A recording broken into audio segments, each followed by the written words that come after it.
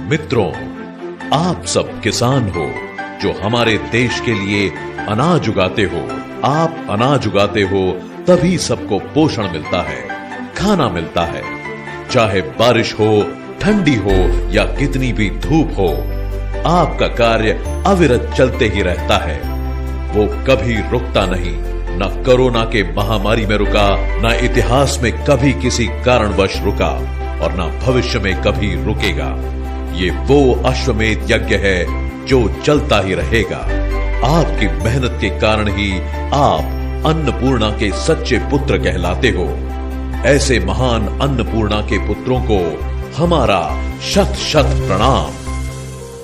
दोस्तों, आज के किसानों की विभिन्न समस्याएं हैं। इसके कारण भी अनेक हैं। 80% किसानों के पास बेहद छोटी जमीनें हैं। इसका मूल कारण है परिवार का बढ़ना और जमीनों का विभाजन होना। इन छोटे खेतों के कारण किसानों की जेब और उनके परिवारों के पेट पूर्ण तरीके से नहीं भर पाते। कई गांव सूखे की मार झेल रहे हैं तो कई गांवों को बारिश बहा रही है। कहीं फसल टिड्डे और कीड़े खत्म कर रहे हैं और कहीं अनाज का भाव मिट्टी के उसे उगाने की मेहनत को न्याय नहीं देता। ऐसी कई समस्याओं से किसान पीढ़ियों से जूझ रहा है। पुराने जमाने की तुलना में आज का जीवन स्तर काफी बढ़ चुका है। आवश्यकताएं बढ़ गई हैं, परिवार में हिस्से बढ़ रहे हैं। आप चाहते हो कि आपके बच्चे अच्छी शिक्षा लें, परिवार का स्वास्थ्य बना रहे। जरूरतें बड़ी हैं और उन सब का बोझ है उस परिवार के कर्ता धर्ता किसान भाइयों के कंधों पे। इसी बोझ के ऊपर कष्टों का पहाड़ अपना डेरा जमाने लग जाता है।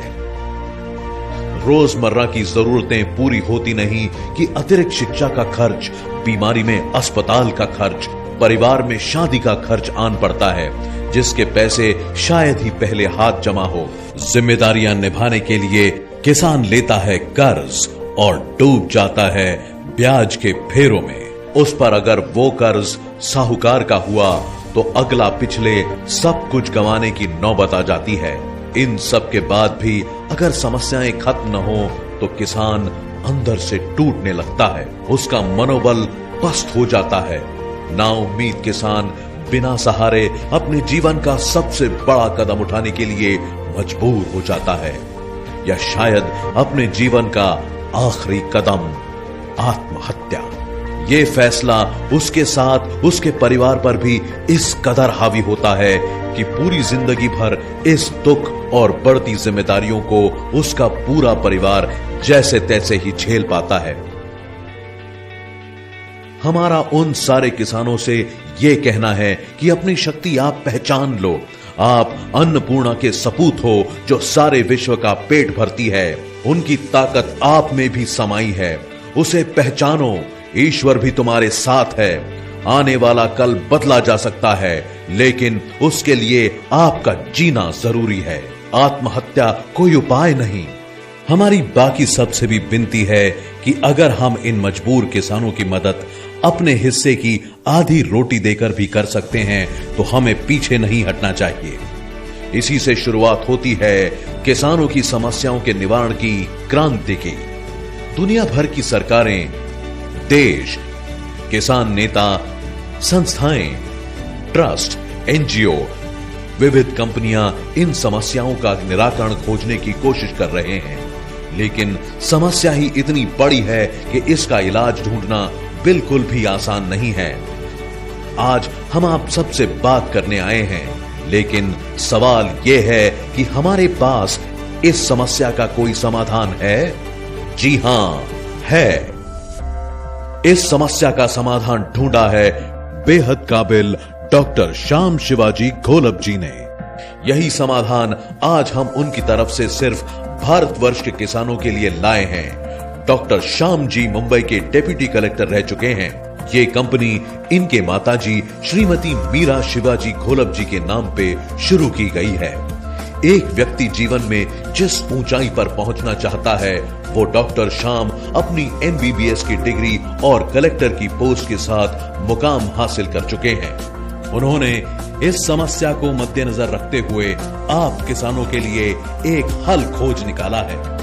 MCL कंपनी भारत के हर तहसील में एक प्रोजेक्ट लगाने जा रही है, जिसका नाम है MCL बायोफ्यूल एस्टेट। इस प्रोजेक्ट में आपके खेत से निकला वेस्ट जैसे पराली, बायोमास को प्रोसेस करके उसमें से हम बायो CNG और ऑर्गेनिक खाद बना सकते हैं। इसमें आपके खेत के वेस्ट से लेकर घर का वेस्ट, होटल का वेस्ट सब कुछ इस्तेमाल किया जा सकता है, लेकिन ये भी पर्याप्त मात्रा में मिलना मुश्किल है। इसके लिए हमारा मुख्य रॉ मटेरियल होगा हाथी घास या नेपियर ग्रास। इसे गन्ने की तरह लगाया जा सकता है। इसकी उपज एक बार लगाने के बाद 5 से 8 साल तक मिलती है। पहली फसल 3 महीने में और अगली फसल हर 1.5 से 2 महीने में की जा सकती है। 1 एकड़ में हर साल 150 से 250 टन की उपज काटी जा सकती है। इस उपज को सीधे हम आपसे खरीदेंगे, वो भी 1000 रुपए प्रति टन के हिसाब से। इसी तरह हर साल 1.5 से 2 लाख की कमाई की जा सकती है, वो भी बिना किसी केमिकल खाद का इस्तेमाल किए। इसमें आपका खर्च भी कम है और कमाई भी कई ज्यादा है। शुरू में हर तहसील के प्रोजेक्ट के लिए 100 टन नेपियर घास की जरूरत होगी। इस जरूरत को पूरा करने के लिए हर तहसील में 500 एकड़ जमीन लगेगी। इस हिसाब से 50 ग्राम पंचायतों की गिनती में हर ग्राम पंचायत को 10 एकड़ की जिम्मेदारी दी जाएगी। आगे चलकर इन प्रोजेक्ट को बढ़ाया जाएगा। 10 टन से उपज 100 टन बायो CNG प्रतिदिन की जाएगी। इसे लागू होने में 3 से 4 साल का वक्त लगेगा। तब प्रतिदिन हमें 1000 से 1500 टन नेपियर घास लगेगी। ये आप किसानों के लिए बेहद सुनहरा मौका है अधिक कमाई पाने का। जो सपने आज तक तंगी की वजह से अधूरे थे, उसे पूरा करने का, खुद से अधिक सक्षम बनने का। आज कोरोना की परिस्थिति विकट है। पिछले साल का खौफ इस साल बढ़ गया है। व्यवस्था तो ठीक है, लेकिन तकलीफ आज भी उतनी ही है। दूर शहरों में काम करने वाले मजदूर आज मजबूरी में वापस गांव आ रहे हैं। ऐसे में अगर उन्हें अपने ही गांव में रोजगार मिले तो उन्हें भविष्य में इतनी तकलीफ उठाने की कोई जरूरत नहीं पड़ेगी। इसी विशाल सपने को पूरा करने का काम हमारी कंपनी MCL कर रही है, क्योंकि MCL सिर्फ एक कंपनी नहीं बल्कि एक मिशन है भारत को फिर से उन्नत बनाने का। भारत की बायोफ्यूल पॉलिसी 2018 का YouTube पे गडकरी जी के भाषण को मद्देनजर रखें तो किसानों के द्वारा इस क्षेत्र में क्रांति होने जा रही है। हमारे देश में हम लोग 7 लाख करोड़ का ये पेट्रोल डीजल इंपोर्ट करते हैं। ये हमारे देश का किसान तैयार कर सकता है। ये दिल्ली में जो पोल्यूशन होता है, इसका कारण जो राइस स्ट्रॉ है, पराली जो जलाते, इसके कारण हो रहा है। अब हमने निर्णय किया है, पेट्रोलियम मंत्री जी ने, अब वो कन्विंस हो गए। मैंने कहा क्यों 70-70 हजार करोड़ की रिफाइनरी डालते हो, ये किसानों को तैयार करो। और अभी फर्स्ट जनरेशन इथेनॉल यानी मोलाइसिस टू इथेनॉल बनता है। सेकंड जनरेशन इथेनॉल यानी cotton straw, wheat straw, rice straw, bagasse और बांबू, पूरे नॉर्थ ईस्ट पर बांबू पड़ा हुआ है, उससे इथेनॉल बनता है। और थर्ड जनरेशन इथेनॉल यानी कॉर्न, राइस कट, इससे बनता है। अब भारत सरकार ये पॉलिसी बनाई, कैबिनेट के पास आई है। अब इससे एक नया रिवोल्यूशन हो रहा है। अब गेहूं और चावल लगाकर किसानों की तस्वीर नहीं बदल सकती। 1 टन राइस स्ट्रॉ से, पराली से 280 लीटर इथेनॉल तैयार होता है। और मैं कोई भी चीज प्रूफ के सिवा बात नहीं करता। मैंने उस दिन नीतीश कुमार मेरे घर पर आए थे, उस दिन बजाज ने एक बाइक, एक ऑटो रिक्शा, एक इलेक्ट्रिक ऑटो मेरे घर पे लाई थी। 100% बायो इथेनॉल पर बाइक चलती है, ऑटो रिक्शा चलता है। और मेरे शहर में 55 एयर कंडीशन बसेस चलती, ग्रीन बसेस, जो ये किसानों के तैयार की। ये बांबू से बनेगा, ये राइस स्ट्रॉ से बनेगा। और ये निर्णय भारत सरकार ने किया है। और अमेरिका, ब्राजील और कनाडा में ये है कि एक ही पेट्रोल, यही टोयोटो, होंडा, फोर्ड, BMW, यही गाड़ियां हैं वहां। उसमें लिखा है फ्लेक्स इंजन। उसमें आप 100% पेट्रोल डालो या 100% इथेनॉल डालो। अब मैं आपको बता रहा हूं, ये पूरा ethanol, bio CNG, bio diesel, methanol, इसी पर एक बार कभी बैठेंगे, मैं आपको बताऊंगा हमारे देश के गांवों की हालत ही बदल देगा। जो बगास निकलता है उससे भी इथेनॉल बनता है।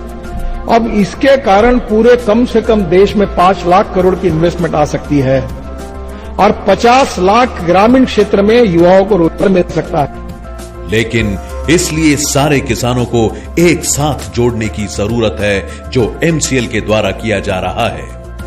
आज तक भारत के इतिहास में जो नहीं हुआ वो एमसीएल के द्वारा किया जा रहा है। हम आप किसानों को हमारी कंपनी में हिस्सेदार बनाने जा रहे हैं। ये बहुत ही बड़ा कदम है।